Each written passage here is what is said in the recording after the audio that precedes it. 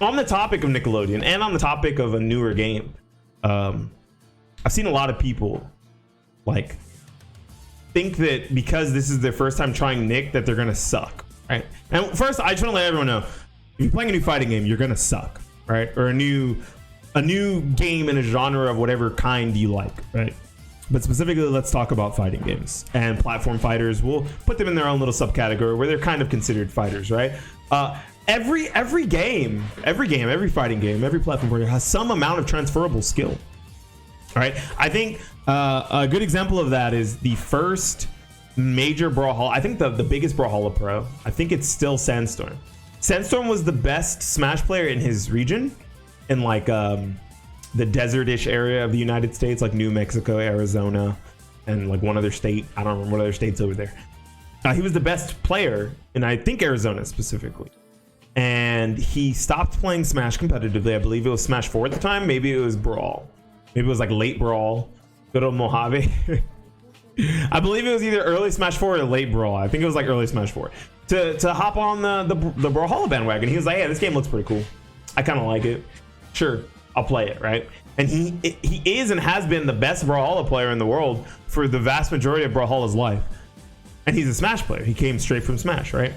Another good example is you can look at people like Leffen, who Leffen has a small amount of background in fighting games from playing like Ultimate Marvel 3, but he's essentially a melee player. Like when you think Leffen, you think Smash, melee, right? You think Smash, melee, okay, and those two things. But he took a player like Goichi to final game in Dragon Ball FighterZ when it first came out because of his transferable skills from Marvel vs. Capcom, and even to a small degree, melee. And then in Smash Ultimate, he almost beat players, amazing European players like Gluttony, right? In Super Smash Bros. Ultimate. Gluttony is one of the best in Europe. Leffen is not one of the best Ultimate players in Europe. Maybe he was when the game first came out because of the ease of transferring from one game to another, but he's since stopped grinding the game as much, so he's not as strong, right?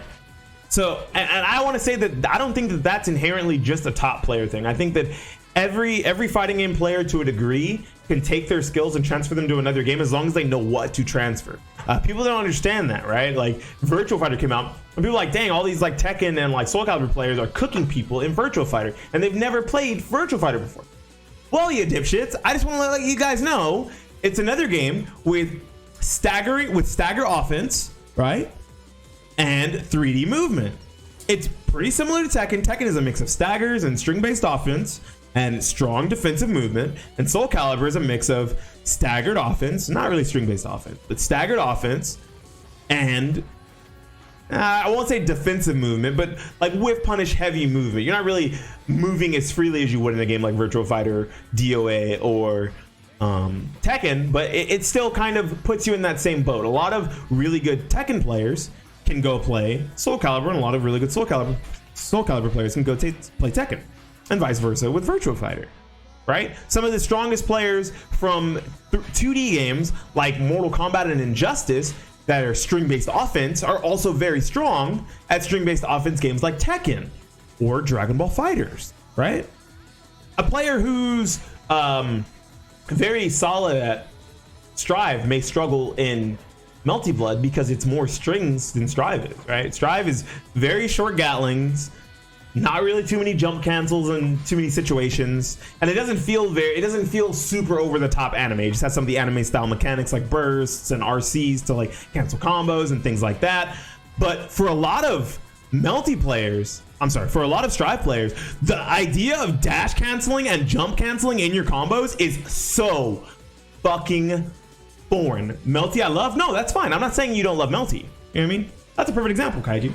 Like, I'm not saying that you're not going to like Melty. I'm saying adjusting to Melty coming from Strive, if Strive is like your first anime fighter, might be kind of odd because it's like the least anime fighting. But Melty is very anime.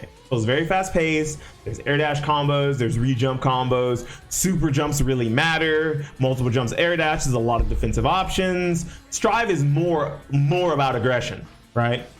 Way more about aggression. Even though it's not these traditional overhead low aggression, it's more like frame traps and counter hits, Melty's Eye, I haven't played it, and I don't really think I'm going to play it, right? Unless they randomly add a character from Fate or Tsukihime lore that's a person of color, I think I'll pass on it. But it is cool to see the differences in styles of player and the things that they've learned transfer to each individual game, right? I have a small Super Smash Bros. Background, so hopefully when I play All-Star Nickelodeon All-Stars today, Nickelodeon All-Star Brawl, not All-Stars, oops.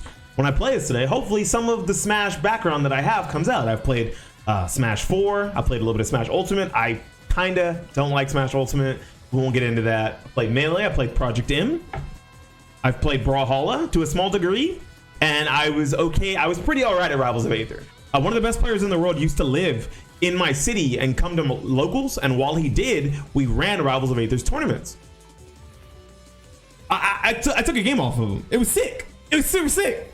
He actually told me like a lot of what to do because I didn't know anything about the characters, but I picked Raster, and he essentially said, hey, this is how you play Raster. He's like a mix of Falcon and Marth. You're gonna be using a lot of Nair and a lot of Fair, like you would with, hey, what's up, Onyx? Like you would with Marth, but a lot of your kill options are going to be Falcon style things.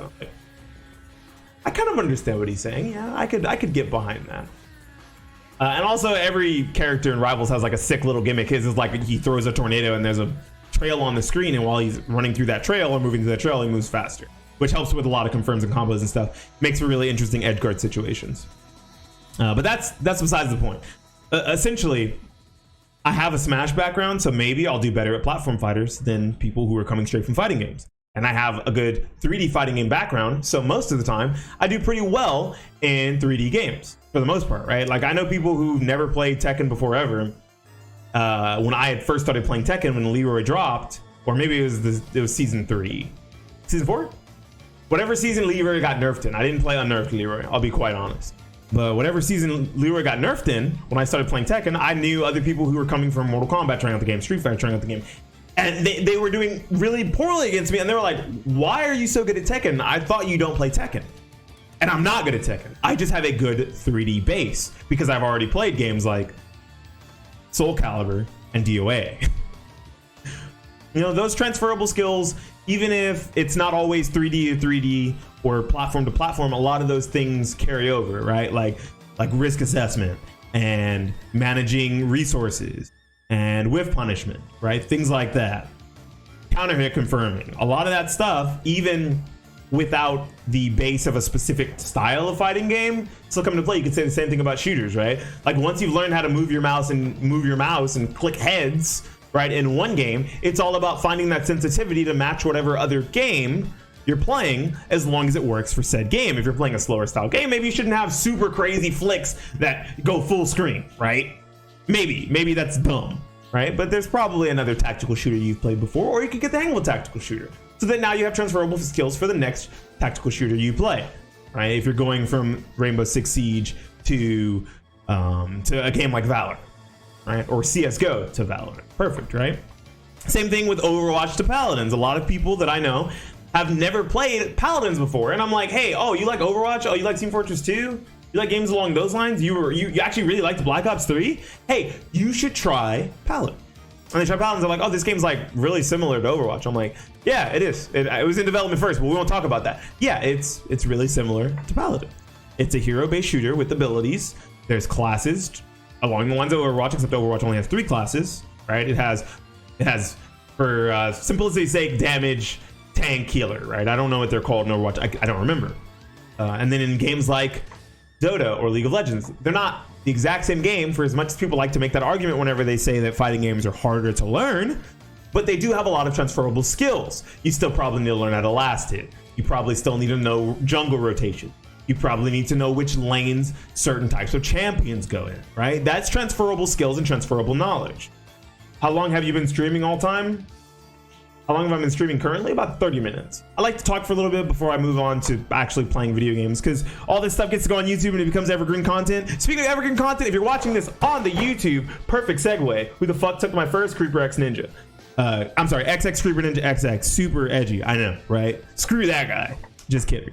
And screw all of you, all right? If you're watching my video right now and you got to the end and you're not subscribed, or at least not liking the video to push it in the algorithm for me, please do that. Right? If you're on the YouTubes, come over to the Twitch. We do this shit live. I stream like 5 to 6 days a week. Be dope if you could be here. We'll see you guys later. Thanks for hanging out. Peace.